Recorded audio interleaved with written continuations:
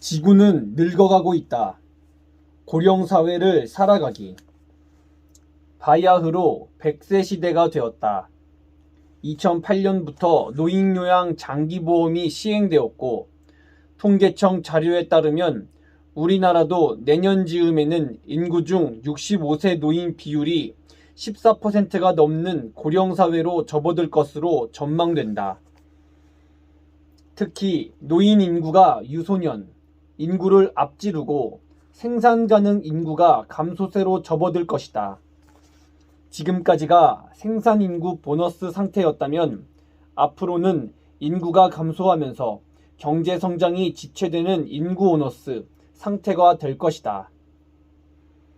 고령 화율이 높은 것은 출산율이 낮아서인데 영국 옥스퍼드 대학교 인구문제연구소의 연구 결과에 의하면 지구상에서 첫 번째로 사라질 나라로 우리나라를 꼽는다.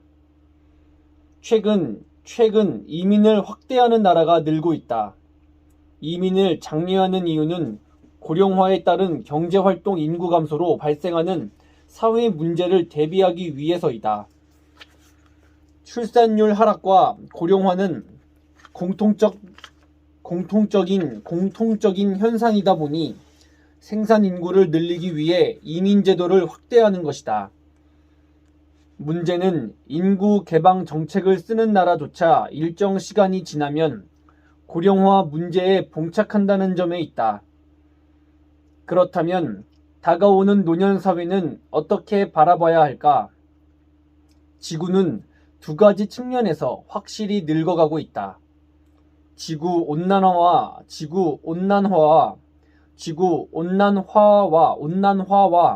인구 고령화가 그것이다. 그렇다면 구체적으로 우리는 무엇을 대비하고 준비해야 할까? 살펴볼 필요가 있다. 노후 파산 절대 남의 일이 아니다. 2014년 9월 일본 NHK는 스페셜 방송으로 노인 표류 사회 노후 파산의 현실을 방영했고, 방송에서 다루지 못한 일부 내용을 노후 파산이라는 책으로 펴냈다. 오래 산다는 것은 축복이 아니라 재앙이라고 흔히들 말한다. 그래서 오래 살면 독거장수, 위병장수, 무전장수, 무업장수와 같은 위험에 노출된다고 한다. 책이 인구 통계학적으로 우리나라보다 선행하는 일본의 사례를 다루고 있다 보니 감정을 이입하면서 읽을 수밖에 없었다. 마치 앞으로 걸어갈 우리의 미래를 미리 보고 온 느낌이었다. 설마 내가 파산하겠어? 라고 생각하던 사람들이 의도치 않게 파산하게 된다는 내용이다. 비용이 없어 병원을 멀리하는 고령자가 늘고 있고, 경제적으로 어려운 노인이 죽으면 돈 걱정할 필요가 없다거나 자녀들이 무직으로 동거하면 생활비 부족 등으로 동반 파산 상태에 놓이게 된다고 생각했다. 소위 파산 예정인 노후 파산 예비군도 증가하고 있다. 농촌 지역의 노후 파산은 자급자족할 것이라는 생각과는 달리 농산물을 생산할수록 손해가 커져서 어려움을 겪는 상황은 도시와 다르지 않다고 지적했다. 최근 서울지방법원은 파산 선고받은 4명 가운데 1명이 60대 이상이라고 발표했다. 노인 일자리가 마땅치 않다 보니 지출되는 비용은 고정되어 있는데 들어오는 수입이 없기 때문이다. 미국 국립보건연구소는 늙어가는 세계 보고서에서 한국은 세계에서 가장 빠른 속도로 고령화되고 있고 2050년에 노인 인구 비중이 일본 40.1%에 이어 세계 2위인 35.9%를 기록할 것이라고 예측했다. 이런 이야기를 듣고도 강 건너 불구경하듯이 방관만 할 수 없는 상황이다. 노년의 삶을 결정하는 핵심은 금전과 건강이라 생각한다. 영국 철학자 버트런트 러셀은 행복의 정복에서 돈이 사람을 위대하게 만들지는 못하지만 돈 없이 당당하기는 어렵다. 돈이 사람을 행복하게 만들지는 못하지만 돈 없이 행복하기는 어렵다고 했고, 돈은 필요악이다. 돈이 행복의 척도는 아니지만 어느 정도 부족함은 없어야 한다는 말이다. 우스갯소리로 돈 없고 건강이 나쁘면 설상가상형, 돈 있고 건강 안 좋으면 천만다행형이라는 말도 생겨났다. 노후 파산 방지하기 위해서는 노력이 있어야 하고 의식적인 소비와 계획된 소비로 저축하는 습관을 들여야 한다. 남을 의식하거나 체면을 앞세우는 소비보다는 실속 있는 합리적 소비를 해야 한다. 노후 파산은 궁지에 몰린 고령자들이 구원받는 사회가 실현된다면 늙어간다는 공포나 늙어가는 것에 대한 죄책감이 조금은 줄어들지도 모른다 라고 했다. 우리나라도 급증하는 노령화 추세에 맞게 노후를 걱정 없이 맞을 수 있도록 자연스러운 분위기를 조성하고 각종 다양한 지원 대책을 미리 준비할 필요가 있다. 준비 없는 장수는 축복이 아니다. 대부분 준비 없이 노후를 맞고 있고 노인 빈곤율 상승 속도도 선진국에 비해 제일 빠르다. 자원이 부족한 우리나라는 수출이 항상 잘 되리라 확신할 수 없다. 노인 복지 예산을 무한정 늘릴 수 없는 상황에서 노후는 스스로 책임진다 라는 생각을 해야 한다. 나이가 들어서도 현역으로 생활할 수 있는 기반을 만들고 필요한 기술을 배우는 노력을 한 해라도 젊었을 때 할 필요가 있다. 미래의 모습은 현재 생각의 결정체라는 말이 있듯이 하나의 물음을 잡고 미래를 고민할 필요가 있다. 바야흐로 올드에이지 시대가 도래하였다. 우리는 다가올 고령화 사회를 대비할 실제적인 준비가 되어 있어야 한다. 시장 규칙 아닌 사회 규범 부모 수발. 2008년부터 노인 장기 요양보험 일명 수발보험이 시행되고 있다. 국민에게 발생한 사회적 위험을 보험 방식으로 대처함으로써 국민의 건강과 소득을 보장하는 연금보험, 산업 우리나라 경우 고령사회 진입을 앞둔 시점에서 수급 대상자는 지속적으로 증가할 것이다. 노인 장기요양보험은 수발로 인한 가족의 요양부담을 덜고 가족 간의 갈등을 해소하며 최소 비용으로 삶의 질을 향상하는 측면에서 긍정적으로 기능을 하고 있다.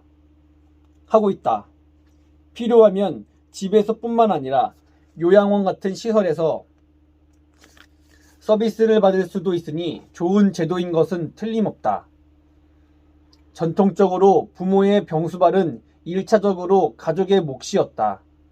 하지만 재가 서비스는 본인 부담 15%, 시설 서비스는 본인 부담 20%만 부담하면 나머지 비용은 보험 처리를 해주는 규칙이 생기면서 요양시설에 보내는 것만으로도 도리를 다했다고 여길 수 있는 핑곗거리가 생겼다. 이는 부모 수발에 대한 공동체적인 의무를 위협하는 것이다. 공동체적인 의무를 위협하는 것이다. 경제적 관계가 사회적 관계를 깨트릴 우려가 있기 때문이다. 미국 듀크 대학교 행동경제학과 댄 에리얼리 교수의 저서 상식밖의 경제학에 따르면 부모들이 타가소에서 시간을 넘겨 아이를 데려가는 경우 미안한 마음 때문에 제 시간에 아이를 데려가려고 노력했다. 늦게 데려가는 경우 벌금을 부과하는 것으로 규칙을 바꿨더니 오히려 늦게 데려가는 횟수가 증가한 것으로 나타났다. 제 시간에 데려가는 것이 사회적 합의이자 사회 규범으로 여길 때는 시간을 지키려 노력했고, 그런데 벌금이라는 재화가 개입되면서 성격이 시장 규칙으로 바뀌었고, 돈만 내면 늦어도 된다는 생각에 늦은 것에 대한 죄책감이나 미안한 마음은 사라져버렸다. 이처럼 사람을 움직이는 힘에는 사회 규범과 시장 규칙이 있다. 부모를 수발하는 의무가 사회 규범으로 인식될 때와 노인 장기요양보험이라는 제도를 통해 요양보험료를 내면 시설에 보내거나 요양보호사를 통해 집에서 간호받게 할 수 있을 때 사람의 인식은 확연히 다르다. 사회 규범에 시장 규칙이 개입하면 사회적 관계가 깨질 수 있다. 개인이 감당할 수 없는 각종 어려움을 국가와 사회가 나서서 해결하려는 노력은 필요하다. 하지만 이에 비례하여 개인의 도덕적인 의무감과 도덕적인 의무감과 같은 사회적 규범은 강화되어야 한다. 인간의 삶은 사회 속에서만 존재하기 때문이다. 그렇다면 요즘같이 어려운 시기, 서로가 건강하게 상생하기 위해서 우리가 취해야 할 태도는 무엇일까? 다음 사례를 통해 나눔과 배려에 대해 다시 한번 생각해 볼 수 있을 것이다. 함께 살아가는 방법, 사람다움을 잃지 않기. 경주 교동에는 중요 민속자료 제27호로 지정된 최씨 고택이 있다. 최 부잣집은 12대 300여 년 동안을 만석군으로 내려온 부자 집안으로도 유명하지만 한국형 노블레스 오블리주 특권 계층의 책임을 실천한 가문으로 더욱 유명하다. 사회의 양극화 해소를 위한 모범 사례로 제시되기도 하고 나눔의 정신을 배울 수 있다 하여 많은 사람들이 찾고 있다. 최부잣집의 집안을 다스리는 지침을 보면 제사는 1년에 만석 이상을 모으지 말라는 것이 있다. 1만석이 넘지 않게 한 이유는 지나친 욕심이 화를 부른다고 생각했기 때문이었다. 사방 백리 안에 굶어 죽는 사람이 없게 하라는 가르침을 통해 흉년으로 먹을 것이 없을 때면 곳간을 열어 가난한 사람을 도왔다. 흉년기는 땅을 늘리지 말라고 하여 땅을 싸게 파는 사람들의 원통을 없게 하였다. 하니 모든 것이 이웃에 대한 배려였다. 한편 전남 구례에 굴뚝 낮은 고택 운조루가 있다. 운조루 안채와 사랑채에는 곡식이 5섬 들어가는 커다란 목동나무로 만든 뒤주가 있었는데 겉에는 누구라도 쌀독을 열 수 있다는 뜻의 타인 능해를 새겼다. 가져가는 사람을 배려하기 위해 인적이 드문 곳에 목독을 놓았다. 이보다 더 이웃을 배려하는 모습은 운조루의 굴뚝에서 찾을 수 있다. 이 굴뚝은 숨겨놓은 듯 눈에 보이지 않는 곳에 있다. 밥 짓는 연기가 피어올라 끼니를 거르는 사람들이 이 집의 굴뚝 연기를 보면서 소외감을 느끼지 않도록 배려한 것이었다. 미국 국립보건원 연구에 따르면 남을 위해 자신의 이익을 희생하는 이타심이 인간의 본성일 수 있다는 연구 결과가 발표된 적이 있다. 돈을 자신이 쓸 것인지 다른 곳에 기부할 것인지 선택하도록 했더니 기부를 택한 실험 참가자의 뇌에서 쾌감에 반응하는 것과 같은 부위가 활성화되었다. 이는 이타심이 생물학적 근거를 지니고 있다는 점이 입증된 것으로 인간의 이타심은 도덕적 양심이 아니라 뇌에 기본적으로 내장된 성질이란 것을 보여주는 결과다. 요즘은 개인은 물론 기업도 기업 시민으로 책임과 의무를 다하려 노력하고 있다. 기업의 부가적인 활동이 아니라 기업 본연의 경영 활동인 투자 활동으로 보고 있기 때문이다. 세상의 불평등을 완화하고 사회의 빈곤을 줄이고자 창조적 자본주의, 깨어있는 자본주의, 그리고 착한 자본주의라는 말을 쓴다. 이윤 추구, 활동만 추구하던 기업이 마케팅 차원에서 접근하는 경우도 있다. 언론 보도를 위해 기부를 활용하기도 한다. 기부받는 입장에서는 이렇게 해서라도 기부를 받아서 좋다는 얘기를 많이 한다. 독일의 거부 페터 크레머는 사적 기부는 기부금 용도의 소수 부자들이 정하게 된다는 점과 시혜적 성격이 강해 신자유주의를 체제를 보다 강화하는 장치로 쓰일 것이라고 비판했지만 이렇게라도 나눔과 배려 문화가 확산될 수 있다면 환영할 일이다. 앞서 한국형 부자의 사례를 들었지만 요즘도 얼굴 없는 천사가 화제되고 있고 남들 모르게 선행하시는 분들도 많다. 시대만 바뀌었을 뿐 이웃을 사랑하는 정신은 유전자 속에 살아있다. 앞으로 나눔과 배려 문화가 확산되어 소외당하는 사람들이 없었으면 한다. 절망에 빠져있는 젊음, 밀레니얼 세대. 밀레니얼 세대. 난 1980년대 초부터 2000년대 초 사이에 출생한 세대를 일컫는 말이다. 이들은 전 세계에 비해 개인적이며 소셜 네트워킹 서비스에 익숙하다는 평가를 받고 있다. 의사 표현이 분명하고 감성을 소비하며 현재를 살 줄 아는 이 세대는 가장 중요한 생산 인구이기도 하다.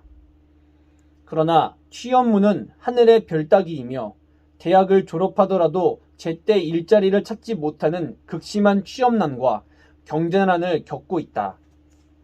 사회인으로서의 출발이 늦다 보니 결혼을 포기하는 경우도 많아졌고 급기야 3포 세대라는 말까지 생겨났다. 그보다 더욱 중요한 건 꿈을 잃은 청춘이라는 것이다. 뭐든 도전할 수 있는 나이임에도 도전 앞에 머뭇거릴 수밖에 없고 설령 도전한다 하더라도 다시 일어서기 힘들다고 생각한다. 나 자신에 대해서 잘 모르고 방황하는 시간도 많다. 그러나 이것이 과연 이들만의 문제일까? 밀레니얼 세대의 특징은 실은 그들이 보냈던 청소년 시기에서 비롯됐다. 그렇다면 그들을 길러낸 우리 사회의 문제를 돌아보아야 한다.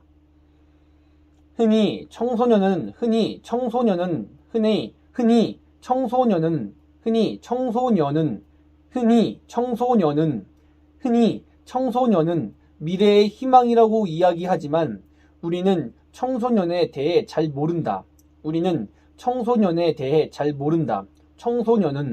청소년은 인구의 70%를 차지하는 질풍노도의 시기라는 성장통을 겪는 청소년 시기이다.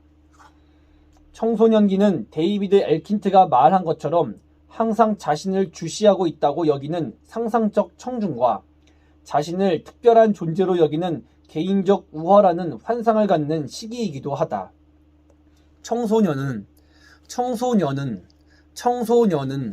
청소년 시기이다.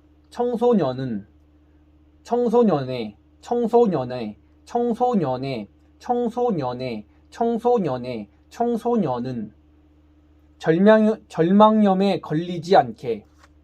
청소년을 생각하면 처음 떠오르는 것은 스트레스다. 청소년은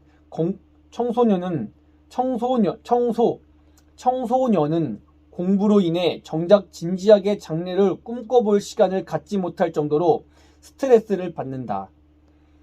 실제 주당 학습 시간을 보면 OECD 회원국 평균 시간보다 1.5배나 긴 49시간 정도다.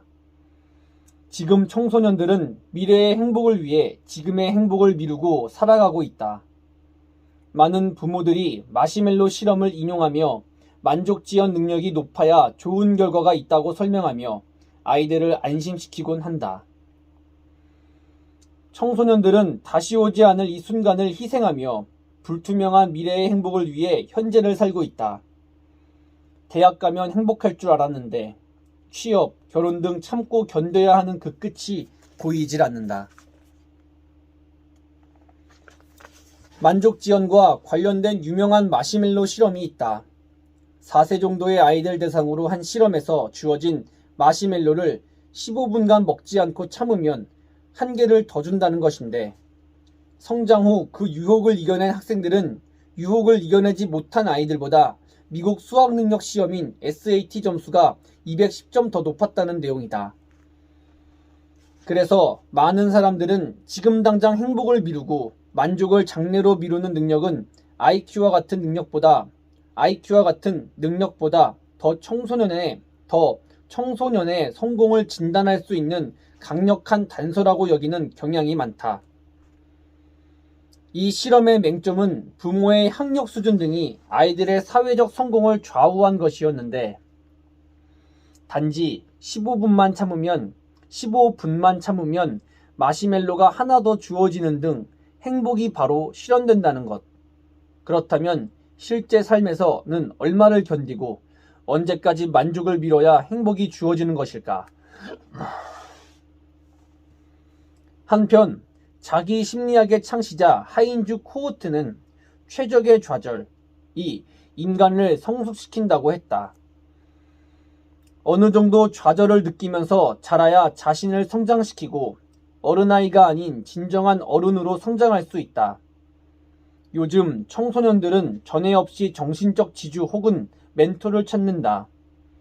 희망이 없는 상태에서 일어나는 안 좋은 일들의 원인은 절망감으로 이어진다.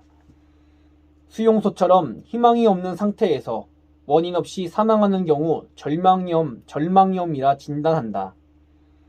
누구보다 힘든 청소년 시기, 물질적인 선물보다는 따뜻한 말 한마디 더해주는 것이 고독하고 힘든 터널을 지나는 아이들에게 큰 힘이 되지 않을까? 청년들의 삶을 응원하며 사회적인 이슈로 가장 크게 부각되는 것이 청년 실업이다. 이와 관련해 N4 세대라는 말도 생겨났고 청년들의 입장에서 우리나라 상황이 지옥과 같다 하여 헬조선이란 말도 유행하고 있다. 이러한 가운데 시선을 끄는 한 연구 결과가 있었다. 계층 상승 사다리에 대한 국민 인식조사 결과인데 국민의 81%가 노력해도 계층 상승 가능성이 낮다고 대답했다는 내용이다. 한마디로 국민 대부분이 노력해봤자 신분 상승이 되지 않는다는 의욕 상실의 상태에 놓여 있다고 볼 수 있다. 실제로 우리 사회에서는 입찰이든 계약이든 아름아름으로 비공식적인 방법을 통해 성사되는 경우가 많다. 성공한 사람들은 자신의 노력도 있었지만 주위의 도움이 결정적인 경우도 많았다. 청년 실업 문제는 괜찮은 직업을 향한 무한한 경제에 기인하는 부분도 있다. 사실상 중소기업은 사람이 부족하다고 한다. 사회가 불안정하다 보니 안정적인 직장을 찾고자 하는 욕구가 커졌고 그런 과정에서 공기업이나 대기업, 중견기업에만 편중되거나 전문직에 집중되고 있다. 실제 우리나라의 경우 일할 의지가 없고 교육이나 훈련을 받지도 않는 니트족 비중이 OECD 평균보다 훨씬 높다.